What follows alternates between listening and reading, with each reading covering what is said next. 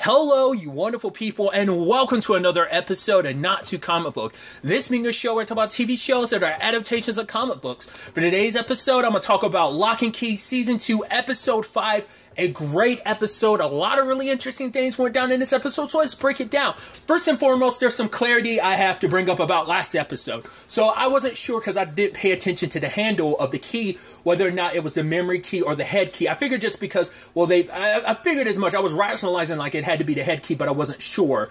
So, but this episode gave me clarity on, well, for two things. One, it definitely was the head key because of the positioning, because the key was in the back of Duncan's head. Makes sense because they went inside, but it's like the memory key and the head key, look, they could potentially be like mirror images to itself, because you can at least like get memories out with the head key, but it's a little more literal than the memory key. It's a whole thing. But now we also got clarification on that mark. Because Nina pointed it out last season that Rendell as well as Ellie had a certain mark on their chest, and she never knew like what that similar mark was. They both lied about what it was. Now we have context from what it is. It's a remnant of the memory key. I'm like, that's interesting. Also fascinating that obviously like the different keys can go to. I mean, obviously it makes sense the head key would hit you there, but I guess like I was like, well, why would the memory key go there? But I guess it's like because it's supposed to be like tied to the heart, so maybe that's why. But now it's like, because if you notice, like, the head key never leaves a mark after you've used it, but the memory key, because it's constant. Like, if you were to deactivate the memory key, like all, like, the memories it gave them to make it so they could remember everything even as an adult, if you probably deactivate it, you won't have that mark anymore. But while you have that mark, that means you're in constant, like, the memory key's been activated for you, so you keep all your memories of magic and stuff like that. So I think it's a key that's in constant effect. I'm like, that's fascinating. Because this is the first key that we've ever seen that has a constant effect even when you remove the key. You have to, like, once you've unlocked it in you, like, once you remove the key, it's all cool. We'll get to that later, but obviously, early on in the episode, Duncan is not himself. He's spending the entire time working on a car because his head is, like, rummaging so much and he's so confused. I guess, like, working on that car, like, maybe it's, like, the clear thing. It gives him something to focus on and give his attention to, because if he's doing anything else, if he doesn't focus on one single thing, all the memories come drown. Like, at least this quiets the storm in his head, I think. So he's kind of pushing everyone away. Obviously, after last episode, Bodhi's kind of, like, depressed. He's not, I don't think Tyler or Kinsey know about what happened last episode. He knows it's not his uncle's fault. He just knows, like, yeah, it was still kind of a scary and sad thing. And so he's missing Rufus, because it turns out Rufus ends up sending him a letter, and so he's kind of like sulking around a little bit, but Aaron's like, right, go see a friend, maybe it'll help you. So him and Tyler exchange keys. He gives Tyler the Hercules key in exchange for the Anywhere key, which you can see how pissed off Gabe is. It's like, oh, you're trading the keys in front of me. Oh, I hate you so much, you Locks. You get to freely like, oh yeah, you take this key, I don't take this key. Like, once again, they did that in the first episode, but it's in front of Gabe, and you just tell like, all the keys are right there. If I could just grab them. If I could grab them, but I know I'm bound to this stupid thing that makes it so that the Locks have to give me the keys. I didn't talk about it, but in another episode, you even had, I won't say, yeah, it was probably last episode that Eden was suggesting, like, why don't you just grab the ghost key while it's in, like, Bodhi's, like, drawer or something. He's like, oh, you didn't think I thought about that? It's that even though it might be in his dresser, it's still in his possession, so I still won't be able to get it until, like, he gives it over. So that was kind of the whole thing of, like, even if they don't have it on them, if it's in their possession, there's no, like, even if they dropped it, even if they somehow lost, I wonder, would it technically still be in their possession if they lost it? If they didn't know where it was, does that change it to no longer being in their possession because they don't know where it is? Or does it still count as their possession? That's like a very technical thing. I don't know if that's something maybe it's something the comic book's gotten into. Maybe it's something that doesn't have an answer. I'd assume that's something that would get answered. Now, whether the show would do it, I don't know. But if you are familiar with the comics, let me know, unless that's a plot point. If it's a plot point that it will come up later on, because either it comes up later on in this season and I get the answer to it, Or, like, maybe it's something that happens in a later arc of the comic, you know, but whatever the case may be. If it's story relevant, don't tell me. If it's something that's if it's something that was never covered in a comic, do let me know, because I find that so interesting if that was the case. Or if you want to say, like, you don't have to say, specify what it was, but you could also be like, oh yeah, it's something that does get answered in a comic, you just don't have to get specific about it. I'd just be curious about it without, you know, any major spoilers. It's kind of the whole point. But, other than that, you had Bodhi going off to visit Rufus, and it's like, yeah, because Rufus has sent him a picture of his door, and it's like, yeah, good friends reunited. I love it. It's pretty dope. Because Rufus had been making some good friends, but it's like, it's still nice, you know? And, it's like, obviously, Bodhi's like, oh yeah, like, I told my friend Jamie about the keys and everything, like, she'd love this place, like, she's like one of us, she's trusted, you know?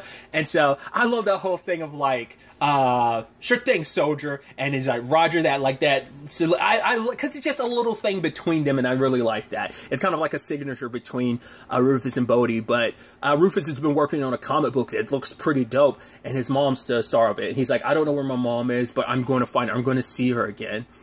Because if you notice, it looks like one of the characters looks like it's Bodhi too. So, but at the very end, he have a picture of the two Dodgers. I was like, we doing this? And it's like, yeah, he passed out because he didn't really understand what he was seeing, because he didn't see when Lucas made, her look like Dodge, made Ellie look like Dodge. So he didn't see that part, but he woke up to see the two Dodges.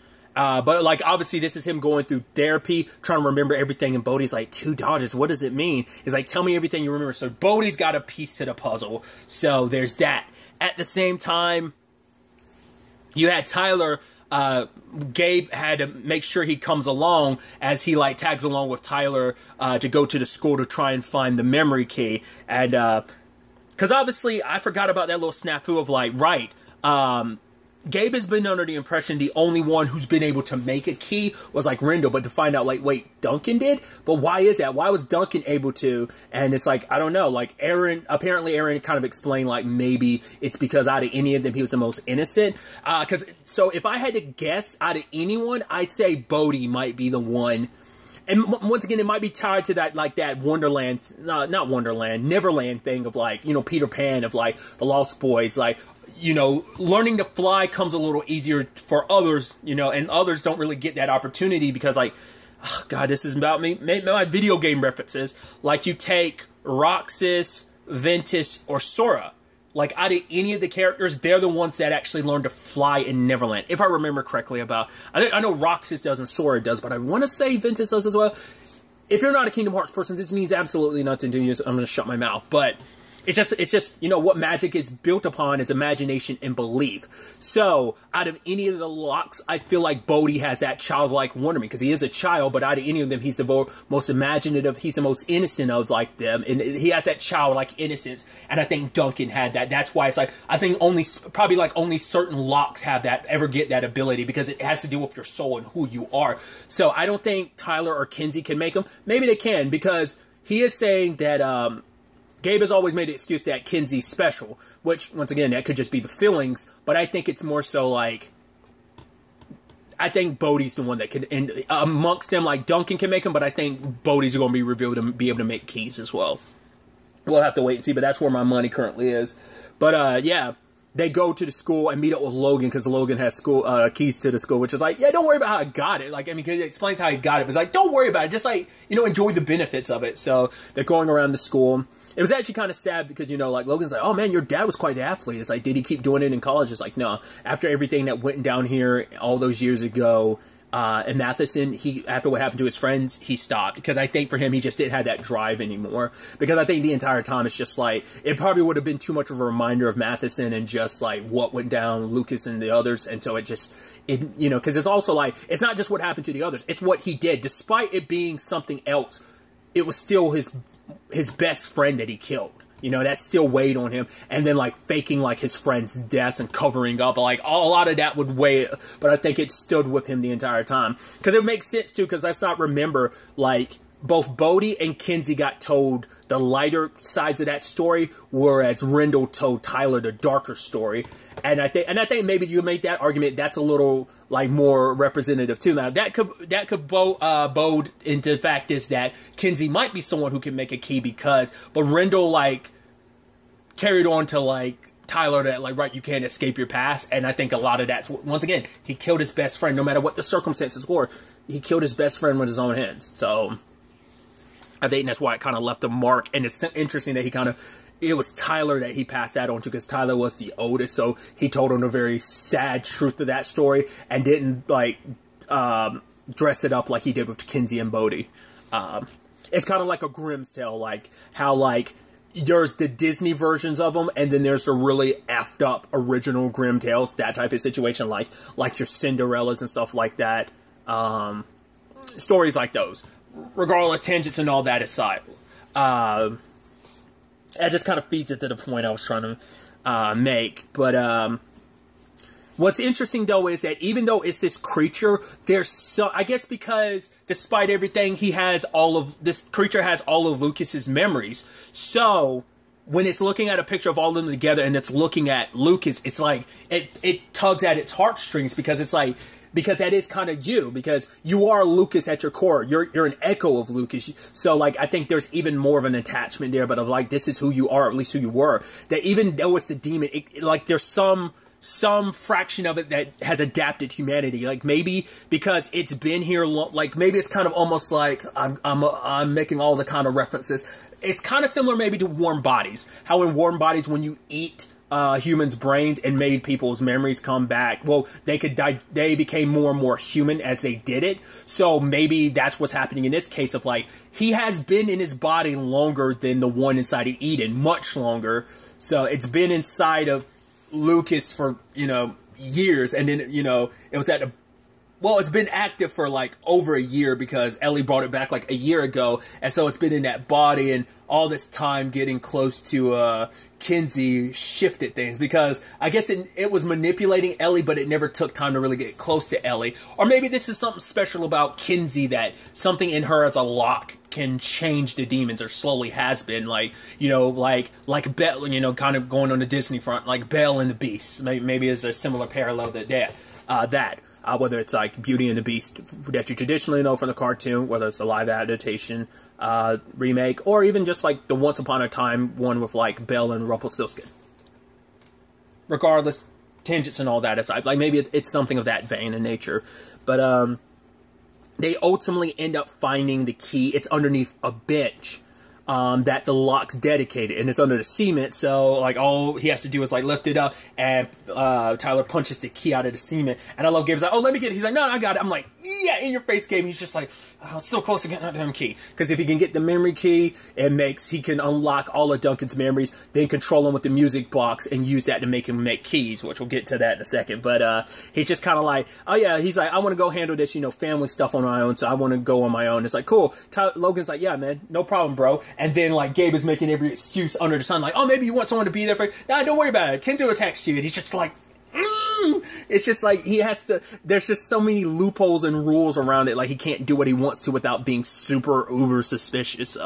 But circling back to what I was bringing up before about the music box, he had his opportunity, but he chose not to do it because he felt bad about it. Like, he was in front of Kinsey, like, he could have waited till her back was turned, because the whole point was like, right, I'm gonna go use the music box to force Kinsey to make us a key. But when he had the opportunity to himself, he just put the key away because he felt bad about using her, especially because he wanted, no, I want to make sure we're good first, so it's like, yeah, like, it's like, okay, like, what's going on between me and Eden? Okay, she's studying, like, she needs help, she's falling behind, and so I'm helping her, I'm tutoring her with trigonometry, it's like, right, I should have had loyalty to you over Eden, but it's like, okay, they're good, but still, like, she's still not quite sure. So luckily she goes to the party, it's at Javi's. It's actually supposed to be Jackie's birthday party, but Javi just blew it up to be something more.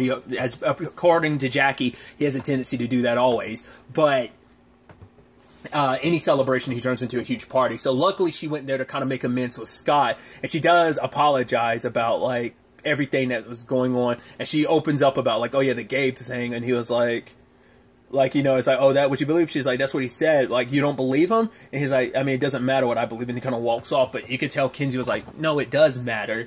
And so she talks to Eden, who's, like, acting very strange. Because even Jackie's like, yeah.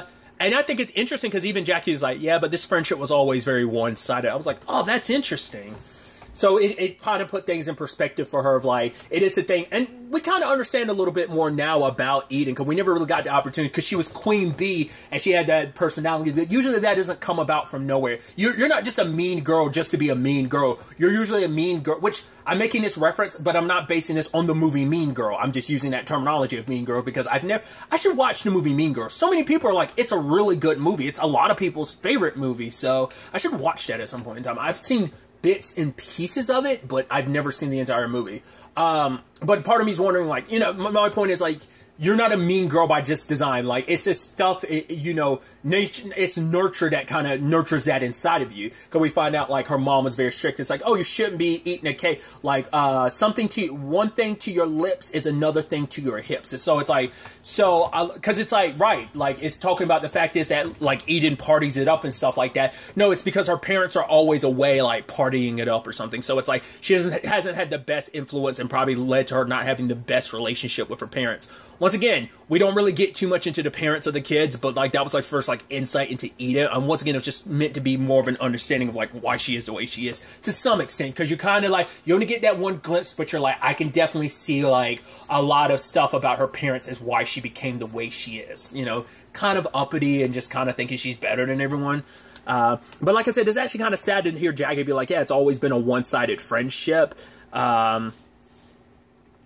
But it's like, yeah, like Eden's drinking at the party, and then she lets it slip about like, oh yeah, like Gabe's tutoring her. I was like, oh, you cover your basics. I thought she was gonna say something else, but then she talks about like, oh, it's because of Spanish, and you're like, I thought I thought he was tutoring you in trigonometry. She's like, I mean both. I suck at both, and I love that the demon like because it is like it's such a screw up. It's screwed up a lot this season, but the fact is it's such a screw up, and I don't know if that's 100% on the demon, or is it because the demon is becoming so much like Eden, that Eden would stumble like that's why the demon is.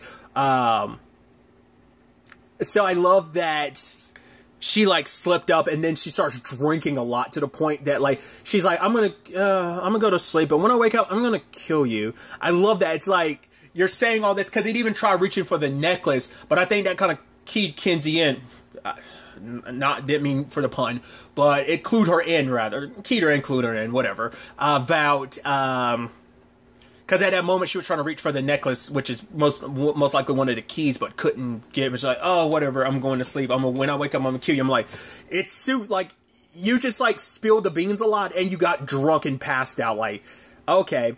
Luckily, Kinsey had Scott watching the door, which he had to play defense, had to go in there to get Jackie's jacket so that she could leave. So, but Kinsey goes inside, which I love the manifestation. It's like a giant purse or something like that Kinsey had to go into. Once again, it's just awesome, just like the manifestation of everyone's like what their inside of their head like manifest as. And so hers is almost like a jewelry, like, I don't know what the proper word would be, because I was like, because it's like a jewelry store slash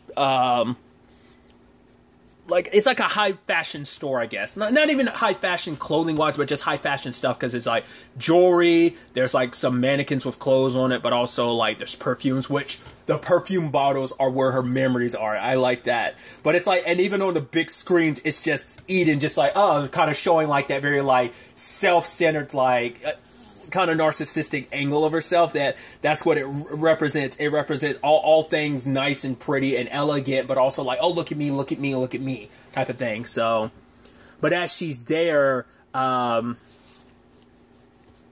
she ends up noticing there's some stuff creeping across like the display case. She's like, what is that? And then she looks in the memories and sees Eden get hit by a bullet, and then Scott happens to come in and is like, what's going on? It's like, going on. It's like, here. It's like, wait, yeah, Eden's a demon. Wait, that means she's been a demon the whole time? It's like, yeah, but it's like, there's got to be something going on. We got to figure it out. And then Scott finds the memory of when earlier this season when Gabe turned into Dodge.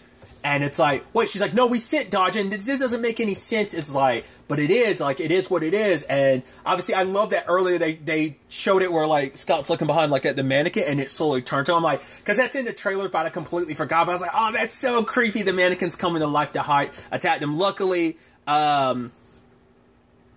Kinsey has like the matchstick key and is able to burn them. And as they're climbing out, she gives it to Scott. He burns one off and they make it out, pull out the head key. And it's like, cool, you stay here and make sure Eden, when she wakes up, she doesn't remember anything. He's like, how am I supposed to do that? What if she remembers? So she's racing home.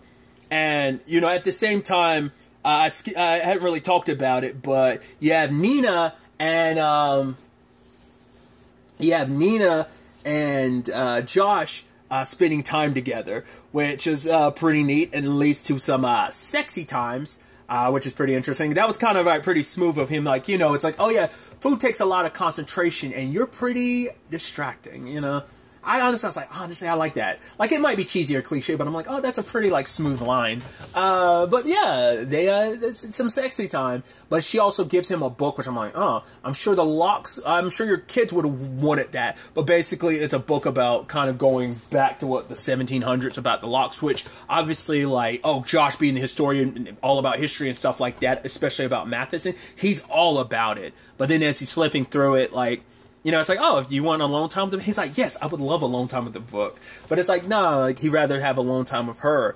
Granted, he then later on, when she leaves, finds like, wait, my rock is gone. Where is it? And we do see, like, I think it was a page out of the book, or maybe it was somewhere else, or maybe it's from somewhere else. But we do see that he has a picture of the Black Door. I'd assume that has to correlate to the ancestor of the Locks that was involved with that. In like 1775 or someone after the fact. Once again, because it was already there, but it was behind like built up rocks. So I'm like, it had to be the first encounter, at least any of the Locks in particular had any run-in with it. But that was fascinating. So, because at first I was starting to think like, you don't think he's actually a demon as well, and he's just hiding it, like even Gabe and Eden weren't aware of it?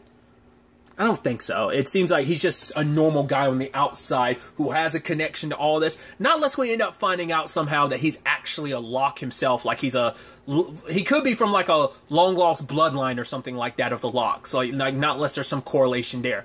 I could be 100% wrong. Not unless we find out at the end of the season or something, or a later point in the season, he gets possessed by a demon and they start using him to get close to Nina, to get close to the Locks. Well, because like if he could get Nina to get a key, and then he could potentially get. Well, I'm wondering, like, it probably wouldn't be easy, but like probably possessing Nina would be. I don't know. I'm waiting to see like the twists and turns of like how they'll like find a way around a lot of this.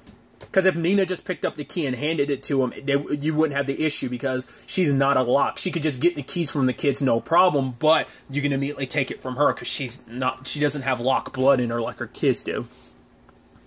But other than that, Tyler makes his way back, and with Aaron, he helps out with the whole, you know, it's like Duncan's like, oh, like, seeing the key and everything, like, made his head hurt even more. It's like, don't worry, I can help you, trust me.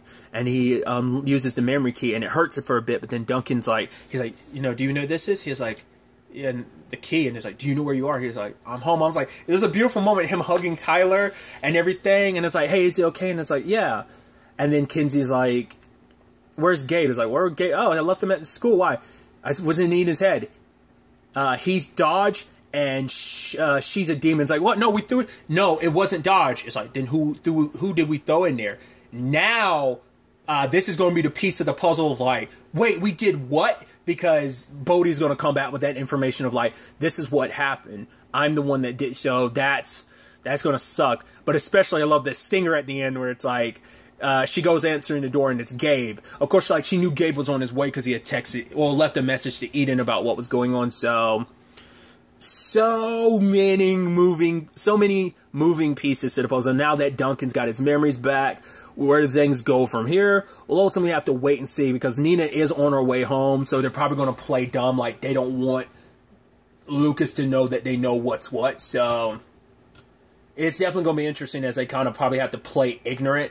And figure out what's going on, because now they know, like, right, once they find out who it was they sent through, it's like, well, how do we get her out? Is there a way to get her out? You know, so get Ellie out of the Black Door. But it's definitely going to be really interesting to see where everything ends up taking us going forward into the next episode. But really, that's all I want to talk about. Till the next time we meet, be happy, be safe, live life to the fullest, and enjoy it. Good day and goodbye.